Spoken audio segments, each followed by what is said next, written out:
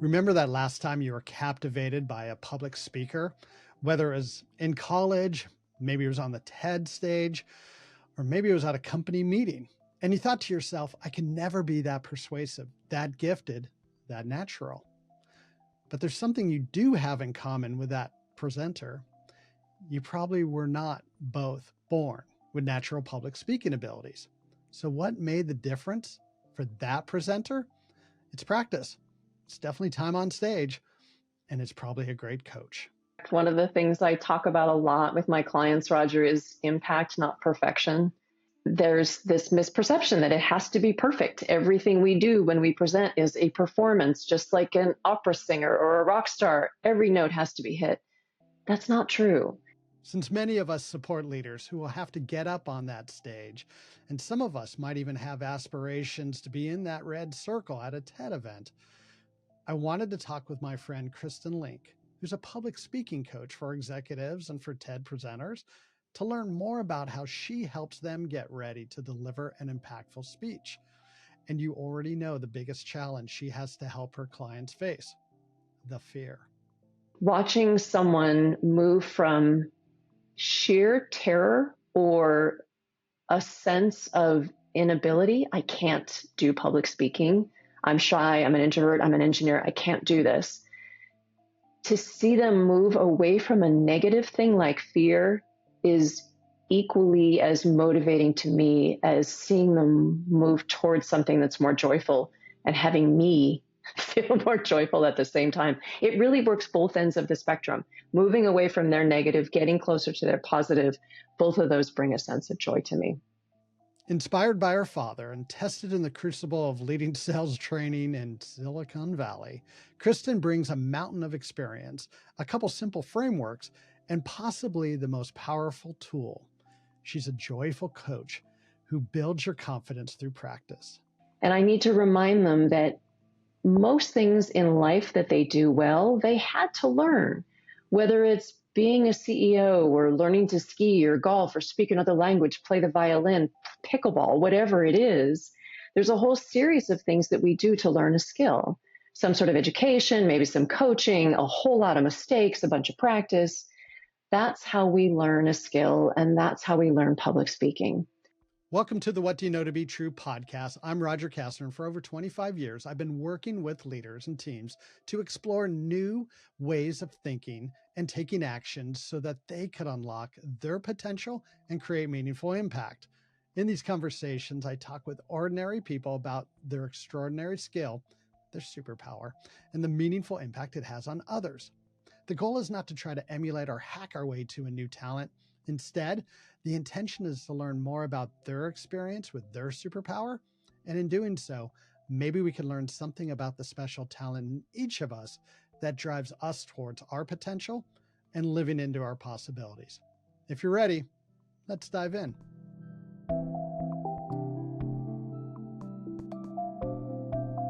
Hey, Kristin, thank you for joining me today. It's so nice to see you again. Great to see you too, Roger. It's been a while. It has, but I'm excited to have this conversation and learn more about your extraordinary talent of getting people to share their stories of impact. Before we get too far, though, what's important for us to know about Kristin Link? I love what I get to do. I love to help people share these stories that do make some sort of impact, some sort of change. But I think the important thing to really know is that I didn't start out this way. I was actually a really shy, introverted kid. And the thought of public speaking was absolutely terrifying for me. And so it took me a long time to learn this skill. And now that I have it, I really want to help other people overcome their fear of public speaking. I love that. Not that you had this fear, but that you had it, you overcame it, and now you want to help others with it. Yeah. And I know you to be a public speaking coach, and your rock star power is getting people to tell their stories of impact. Yeah. Could you share why storytelling is so important to effective public speaking? Stories are much more memorable than information or data or facts. And what we see is that there's neuroscience behind this now. Studies literally have been done scanning a brain to watch what happens when information is being relayed versus when a story is being told. And what we see when a story is being told is that regions of the brain fire that are associated with empathy and action. Scientists have also done blood tests and noticed that when a story is being told, the story listener has high levels of oxytocin and dopamine in their system. So stories create this cool cocktail of empathy and action and cooperation and memory, and all of that makes them more impactful and more memorable. So even though there are facts that we need to share in any presentation, if you can spin those into the shape of a story or tell stories along with those facts, we're just going to be more memorable and hopefully we'll make more of an impact with your audience. Okay, the smart aleck in me wants to know what chemicals are released in the brain when data and facts are being shared. I do not know, but now I'm curious too. Well, yeah, maybe no chemicals. Like maybe it's not lighting up many parts of the brain, whereas the stories do begin, like, as you're saying, empathy and like tying into the stories we have. And I've come to learn that memories, although imperfect, they contain the lessons that are important for us to learn. And so when we're retelling those memories, which are stories, we're really telling lessons that have been important to us. Absolutely. Now, in your role as a public speaking coach, you've helped me become a better host for this podcast. You gave me advice and feedback earlier this year. And if for those who have been watching since then, they've probably noticed that I've become a better host. So thank you very much for all the advice you gave. You've suggested using shorter questions, which I'm violating here right now. You've also had me respect the pause, not only in talking, but also in editing, to allow for the important part to resonate. And I've noticed that the episodes are getting better and the interactions are getting better. So thank you for all of that advice you gave me. So you're welcome. I'm glad it was helpful.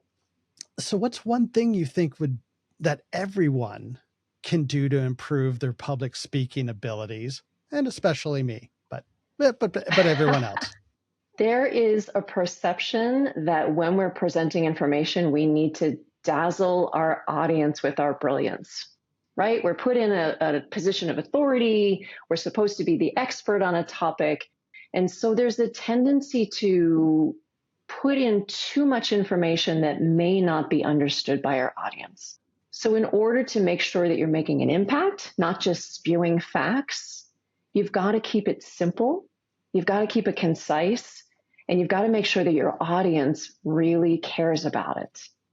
I often tell my clients, picture your audience, whether it's one person or 1,000 people at a conference, 4:00 on a Friday, they're a little bit bored, the room's kind of warm, they're hot, they're leaning back in their chairs, and they're looking at you as a speaker saying, so what? Why do I care about these facts? How do they impact me? So instead of dazzling people with your brilliance, take a step back and make sure that the focus is all on your audience, making sure it means something to them and that it's delivered simply and concisely so that it stays in their head for many days afterwards. I love that, because I think that's part of the dilemma of expertise. And we get asked to be on stage to speak in front of groups because of the level of expertise. And there's that old saying of like, this person knows more or has forgotten more about this thing than I'll ever know. And that's that idea of just having too much knowledge and being able to boil that down to like 3 things you need to know that are at the level of the audience versus the speaker. Exactly. In fact, I was talking with a client recently, an old friend of mine who would call me back after many years. She is in charge of a team of data scientists at a recognizable tech company here in Silicon Valley, whose name I won't mention. And she said her engineers present information that's so complex that their own manager doesn't understand what they're talking about. And if their manager doesn't understand it, their manager cannot advocate for them to get more projects. So she was seeing that her team was failing because what they share is so technical that no one gets it. That's a problem. And just a kind of a perfect Silicon Valley story about how we really need to simplify so our audience understands. Very good piece of advice of simplifying the message to meet the needs and to make the audience care. Yeah. So what's the worst piece of best practice public speaking advice you've heard other people give? Talk fast and get it over with. The many clients have confessed to me that this is their strategy because someone along the way told them, just talk fast and get it done. Nothing could be further from the truth. Many things happen when we speak very quickly in a presentation. The first of which is the audience hears words coming at them, but doesn't understand. And again, if they can't understand, there can be no impact made. There can be no difference made at all. But the other forgotten fact is that when we speak quickly, we appear to be really nervous. Now, we may be nervous, but if you can slow down, you can look less nervous. If you speed up, you look even more nervous. So your confidence starts to get stripped away from you as a speaker when you're speaking quickly. I would much rather have my clients make their information concise, like you mentioned, maybe what are the 3 most important things to talk about, and share those at a pace that an audience can not just hear, but understand what they're saying. And for me, what's coming up on that is when we're in a meeting room where there's a sense of, equality and anyone can speak at any time and anyone could interrupt at any time. Speaking fast might be a good strategy to make sure someone doesn't, take the talking stick away from you by speaking up and interrupting. Whereas when you're on stage and you have a microphone, you probably have a lot more time than you think you do. Absolutely. And even if you don't, because many times, especially conferences, presentation times get cut moments before a person goes on stage. Knowing your content well enough and having it structured in sort of an outline format allows you to cut when you have to and to minimize and take out pieces of information. That's something you're going to be preparing for in advance. So again, you should have enough control over your content that you can adjust on the fly and not have to jam it in with a rapid pace of speaking. I was trying to think of what are some of those like bad pieces of advice I've received over the years. I had a boss once as he was handing a microphone to me before I was about to go speak to 150 people. He said, "Don't screw up." And I'm like, that's amazing. That's amazing. I will get you back now because, the brain doesn't really know how to process the word don't. Nope. It just understands screw up. The old advice of imagining everyone's naked, it's just going to be gross. And then the idea of like telling a joke and how complicated humor can be when it's not in the hands of someone who knows how to read a room really well. Absolutely. And humor is actually quite distinct from telling a joke. So I often work with my clients to add a little bit of safe, business appropriate humor. The jokes I do tell them to avoid. Most of us are not great joke tellers. I myself am not a great joke teller. It's easy to forget that punchline and then down the drain you go. And also jokes are very nuanced and could be offensive or not understood. It's just not worth the risk. There are many better ways to get attention than to tell a joke. I've read some research that says when you're making fun of a person, even yourself, that can create a little bit of a threat response in people who witness it. But if you're making fun of a situation that everyone could laugh at, you should be okay. Yeah. You were saying a little earlier about being a very shy child. I'm interested in what or who inspired you to have this extraordinary talent of getting people to share their stories of impact. My dad spent his entire career in sales and did a lot of sales seminars over the years. And he and I share this passion for public speaking. So he nudged me along my way. When I went to college, I majored in computer science, and I was the one comp sci major in a public speaking class in college that I hated every minute of it. I couldn't stand this class. but I learned a few things and I got slightly less terrified.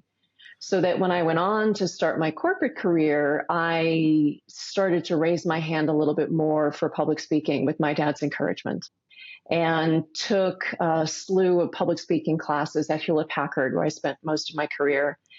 Joined Toastmasters, just kept inching along, working through this fear, trying to improve, until finally the last job that I had at Hewlett Packard was in leadership training, where I finally said, oh, this is what I'd love to do. I'd love to be up in front of a group of people talking about leadership and using these public speaking skills more than I ever have before. So it was a slow journey with my dad nudging me along the way. And he and I have had many, many great conversations about public speaking tips that he learned from his mother as well. So they've come down through the generations. Oh, that's lovely. Yeah. How sweet. You're carrying on this tradition. I am. And which one of your children will be carrying on the tradition? Have you selected the one yet?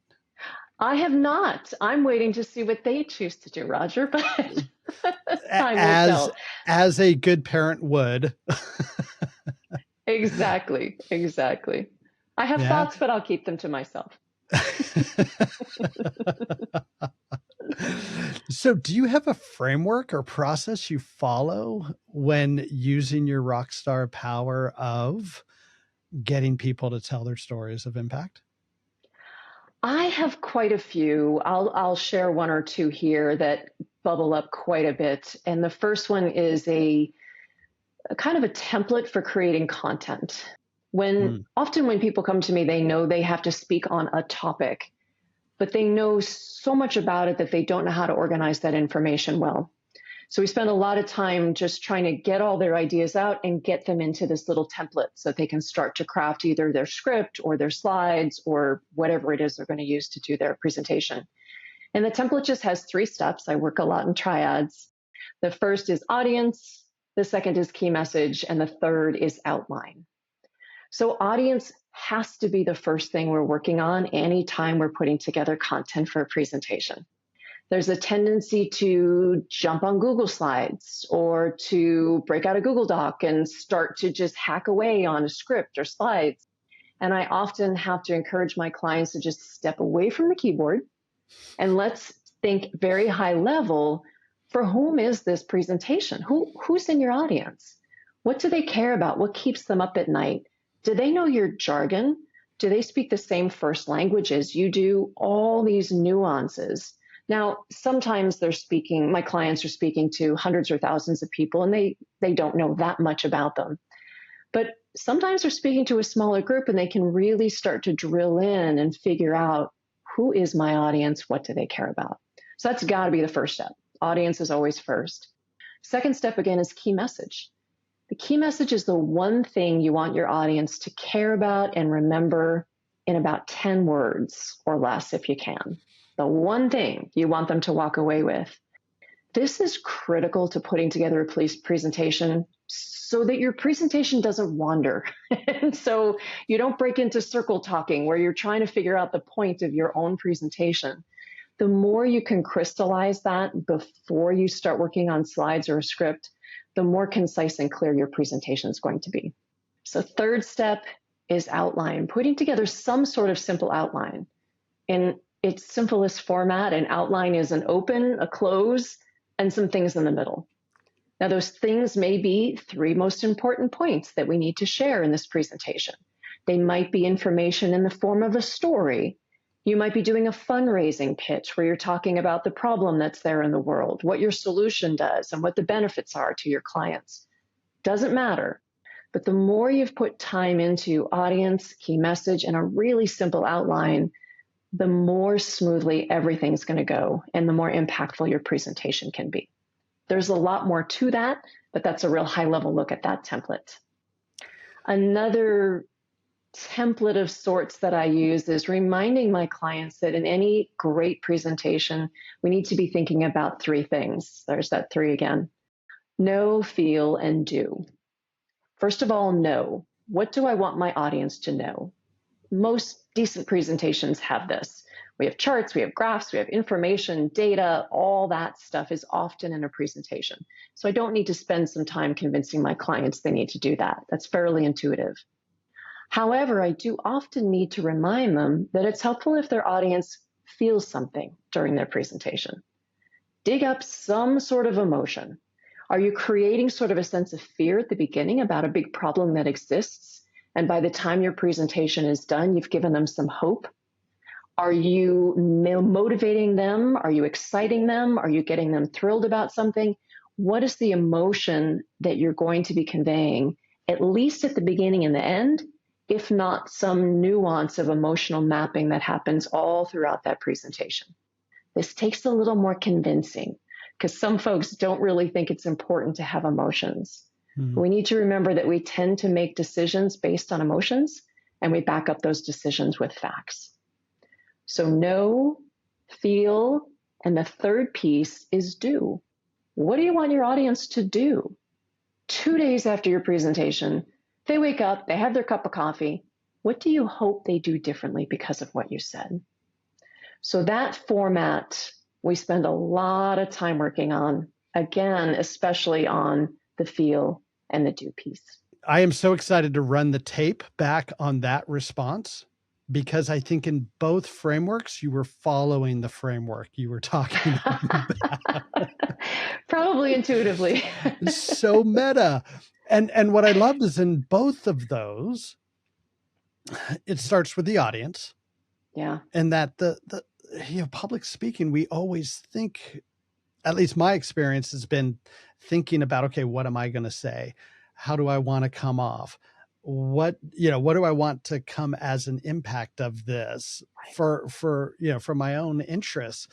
Right. And yet the effectiveness, the impact of the presentation, of the speech, has everything to do on the audience, not necessarily on me. And recently I had the opportunity to host a fundraiser, and I got to be an MC, not only the MC, but also the auctioneer.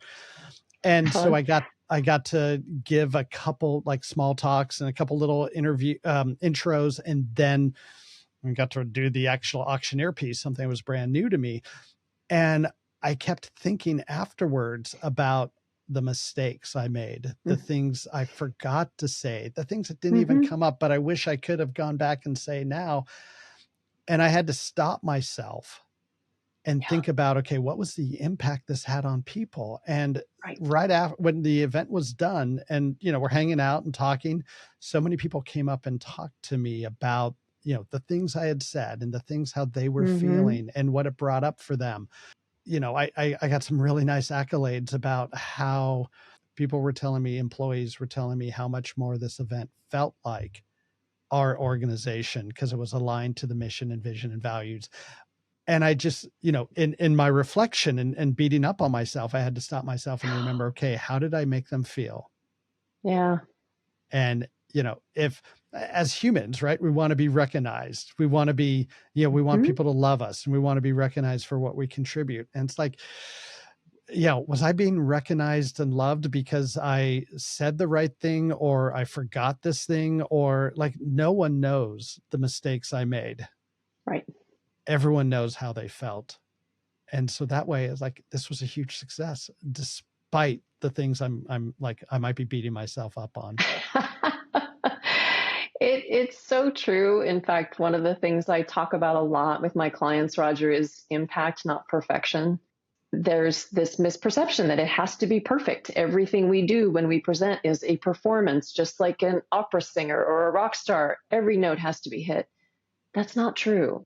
The little link lessons that you know about, these are little 2-minute videos that I put on LinkedIn with tips on public speaking. And if I make a little word stumble or a little mistake, I don't edit it out. I leave it in intentionally so that my clients can see Kristin, public speaking coach, can make a mistake, first of all. We all do. And even with a little mistake, the impact is still there. I'm still learning something from this video. So letting go of perfection, focusing on impact for the audience is so huge, and it takes years and years of practice. But we're going to make mistakes, and it's okay. You all have my permission to make mistakes. Well, and it makes you human. It does. Right. It really does. And that's more relatable. Yes. If you're human. Yes. I love that. And it takes the pressure off. Mm-hmm. Yeah, this question just feels very natural at the moment. Where and how does joy show up for you when you're engaging your rock star power? So many times joy shows up in the moments where I see a light bulb go off in my client's head. We were just talking about impact, not perfection. When I give them permission to not be perfect, I see their shoulders drop. And that's a joyful moment for me, knowing that I've relieved some of their stress. When I'm backstage at TEDx San Francisco, hanging out in the dark with a CEO who's so nervous to go on stage because he knows he's not prepared. And I look him in the eye and tell him, you've got this. Just tell them your story. You know your story. That's a joyful moment for me because I could see him look at me and say, okay, I'm going to do it. I got this. I'm going to go talk in front of those 1,000 people.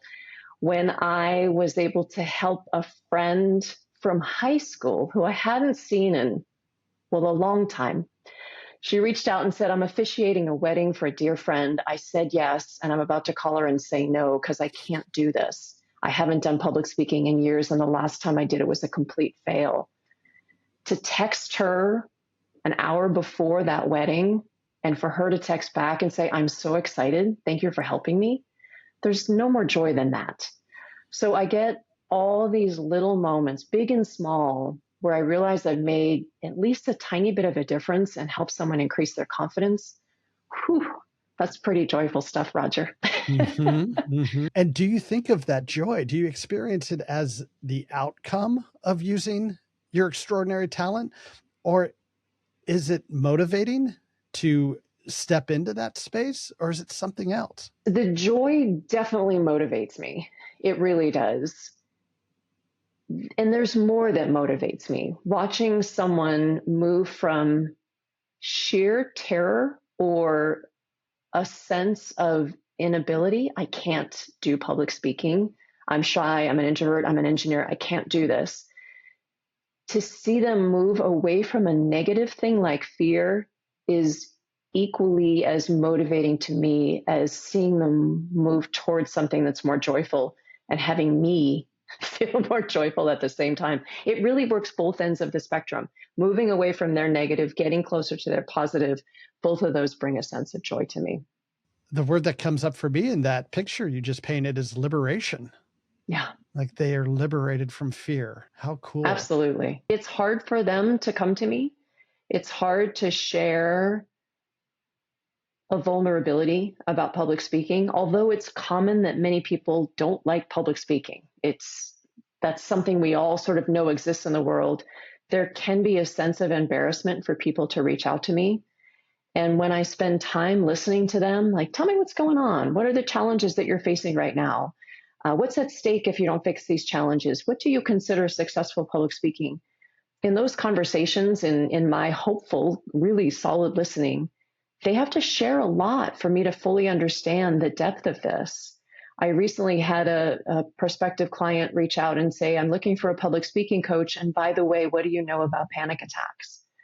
So they're sharing a lot with me.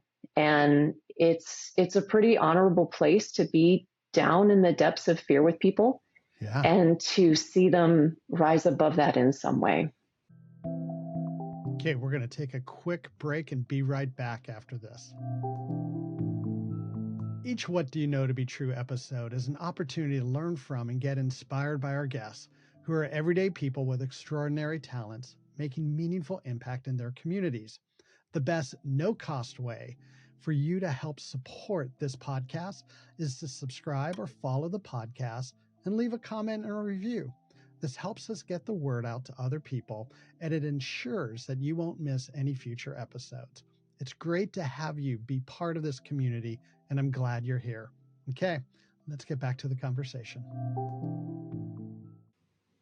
Well, not to sound too cliche, but there's the Jerry Seinfeld joke about, I'm sure you know this very well, about research shows that people are more afraid of public speaking than of death. So the person giving the eulogy would rather change places with the person in the coffin.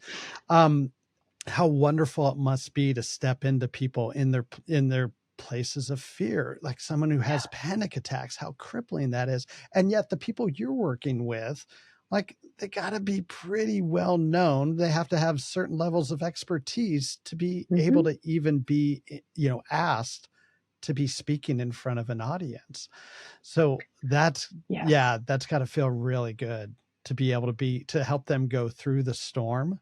Yeah, absolutely. I've had a CEO say to me, Kristin, I turn into a scared little boy when I get on that stage. I had a CEO way in the past say, if I can't figure out public speaking, I'm not the right person for this job. So there are some high stakes situations that these people are in, and to get them out of that mess is really rewarding.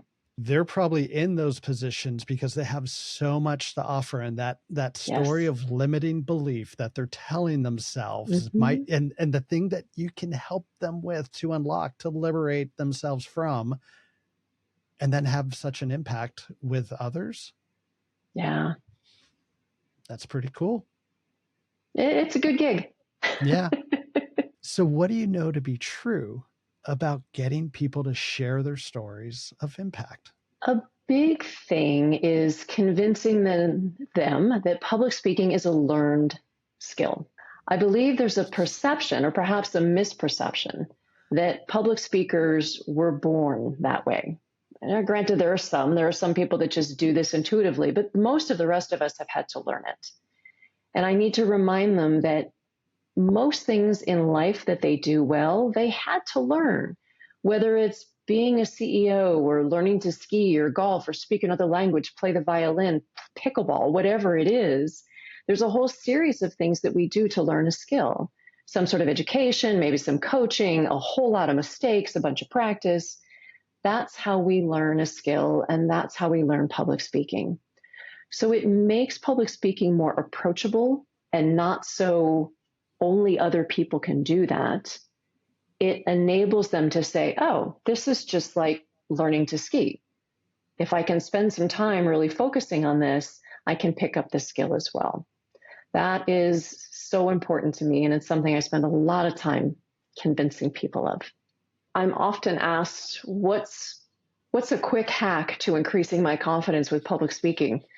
And although I'm not big on quick hacks, at least this one does make sense, and it's rehearsal.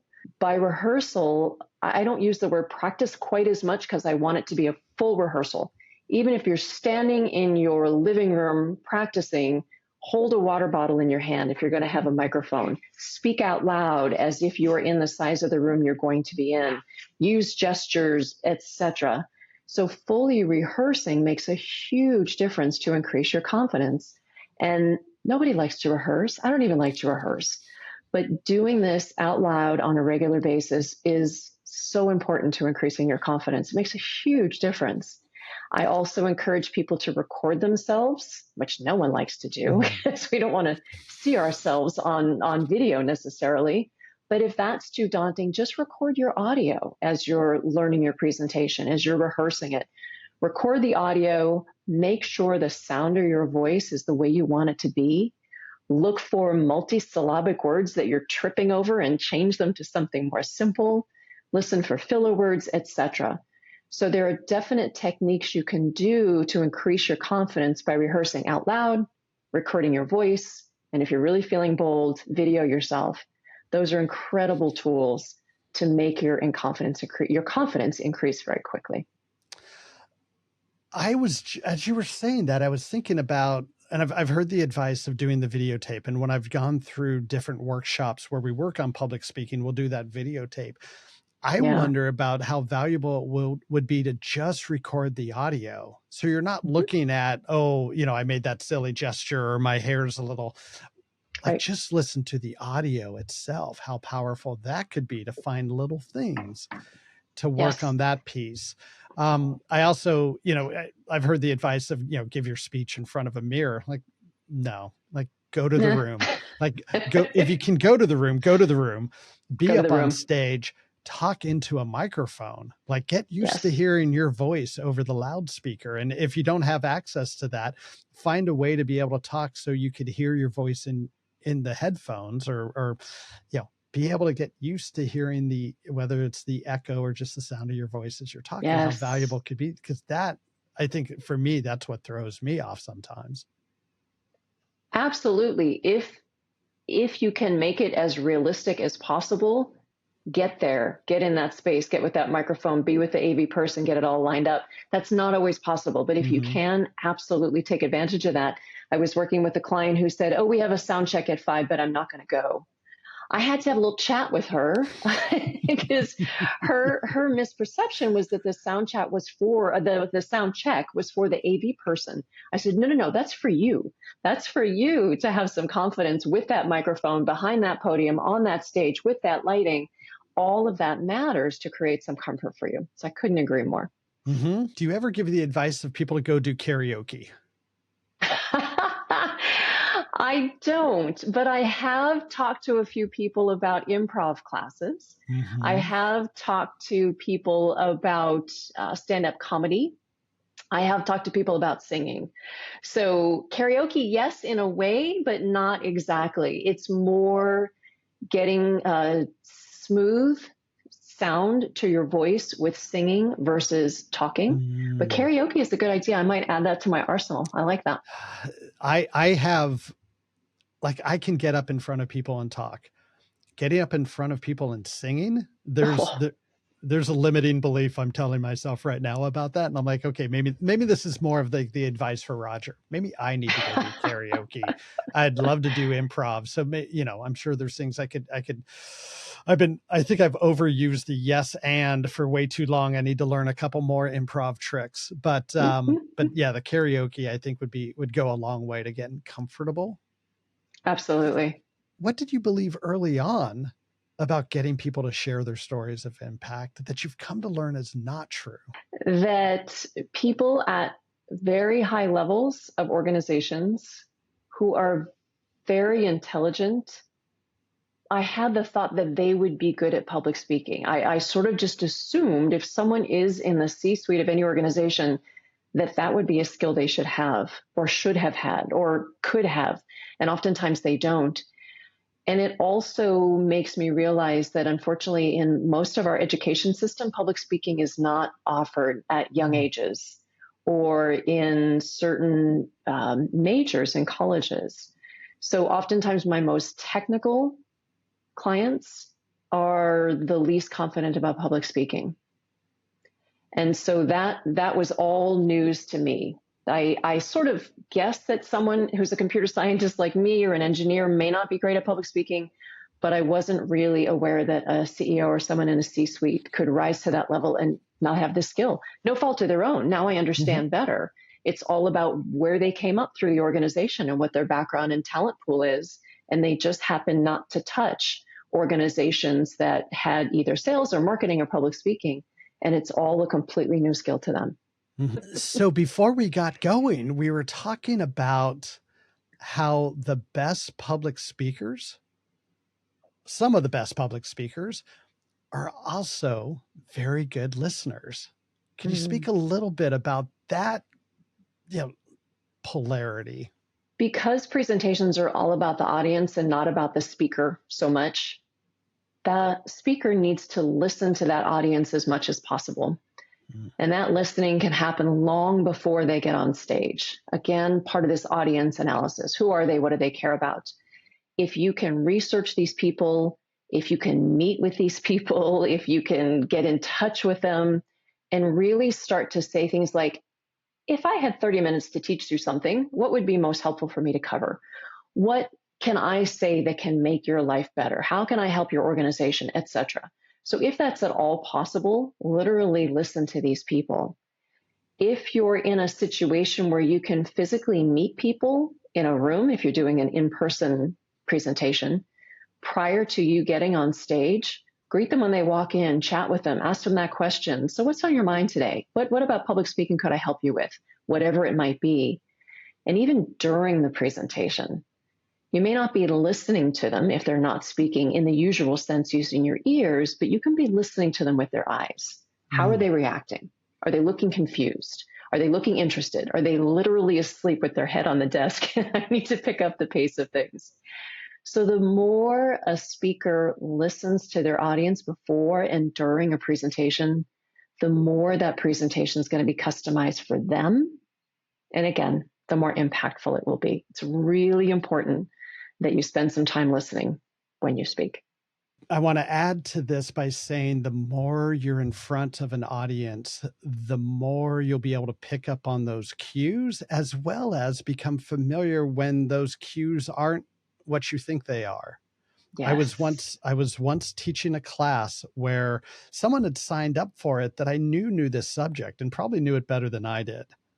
And so I was a little curious why they would sign up for this. And while I was talking, in the middle of the class, they had a face on that, was not a very pleasant face, that I thought they were looking at me like I just said the stupidest thing ever. Oh, no. At the end of the session, they came up and said, "This is the best way I've ever heard that thing be described." Wow.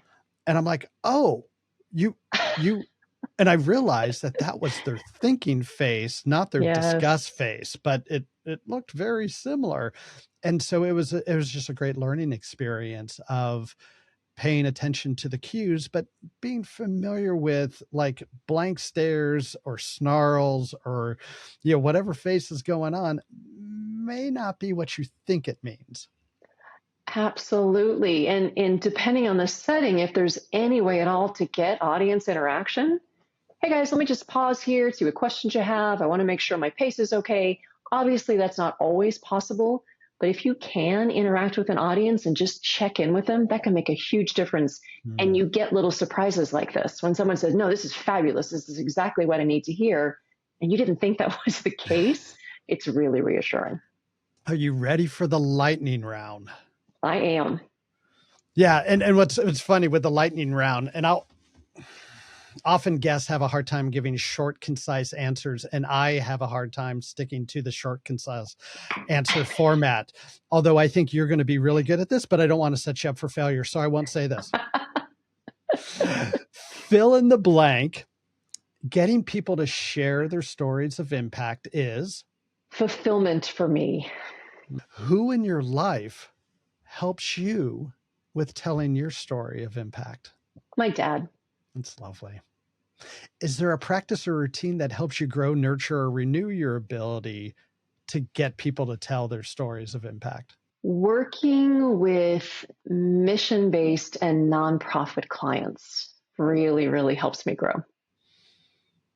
Say a little bit more. Okay, lightning round. There I go. I'm violating it. It was like we're having a blinking contest, and I just blinked. Yeah, say a little bit more about working with nonprofit clients. I love to give back in any community that I'm a part of. That's really important to me. It's just who I am.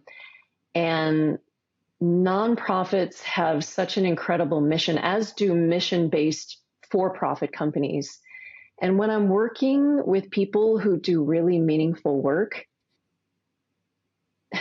there's just such a passion there, and there's such a desire to get their stories across, and not often the funding or the training to make that happen, that if I spend a very short amount of time with them, we can make a huge difference.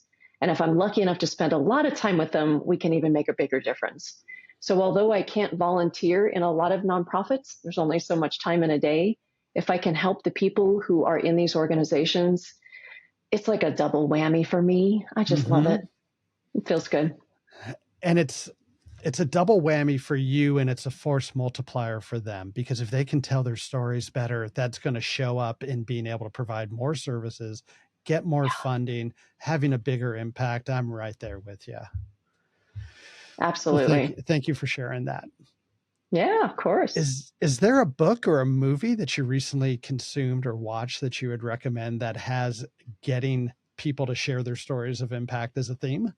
I've read so many books, so I'm going to jump to a movie just to keep this simple. And it's an older movie called The King's Speech with Colin Firth, and he won an Oscar for this performance about a king who had such a stammer, as it was called at the time, that he was not able to give speeches, and worked with a very eclectic speech coach and changed his way of speaking. It's just a it's a feel-good movie that has to do with public speaking, and those don't always come along. So The King's Speech with Colin Firth. That's such a good movie. And I've seen clips of that in so many public speaking workshops. So Yes. it makes a lot of sense that you would identify that. So what's one thing that gets in your way of using your rock star power? Doing too much. Because I love to help people, I can overcommit myself, and I need to back off and maybe be a little more selective about the folks that I work with, just so that I can give 100% of myself to the clients I have. Seems like a good problem to have, but I'm sure there's, like you said, there's more that you want to do. There's more people that you want to help. So it's probably easy to get overextended. It is. So is there a word or phrase that describes what your superhero power feels like when it's had a positive impact? Rewarding. If a listener wanted to ask you a question and follow up with you, where do you want to point them to? I'm on LinkedIn, Kristin Link, and you can find me there. Dig into my activity page while you're there. I have these little link lessons that I mentioned earlier, 2-minute videos or little posts. And the intent behind these is to give away my services for free for folks who can't afford or cannot have a public speaking coach. So check those out. And then also my website under my business name, Link Coaching. And I'll provide links to both of those on the show notes. And I have been such a fan of the link lessons, those little videos you put on LinkedIn, and how helpful they are. So I'm a big fan, and you see me fanboying in those, engaging with those because I love them so much. Well, Kristin, thank you so much for sharing your wisdom, what you know to be true about your superhero power. And it's just such a delight to spend time with you and learning about something that is so near and dear to your heart and something you're so good at. Thank you, Roger. This has been such a joy and fun to catch up with you again. And hopefully you're noticing that I'm getting better at this from your instruction, and will continue as I get more practice. So thank you for that. And again, thank you so much. It's just so wonderful to have this conversation with you. You too. Take care. You too. Bye-bye. Bye-bye. Thank you all for being in this conversation. And thank you, Kristin, for sharing your wisdom on how to become a more impactful public speaker. The question I'm asking myself now after this conversation is, the next time I'm preparing for a presentation, how can I listen for that saboteur that's whispering or screaming fear into my ear and point us both towards the audience and what we want them to feel? What Do You Know to Be True is a Three Blue Pens production, and I'm your host, Roger Kastner. We are recording on the ancestral lands of the Duwamish and Suquamish people. To discover the ancestral lands of the indigenous people whose land you may be on, go to native-lands.ca. Okay, be well, my friends, and love you, mean it.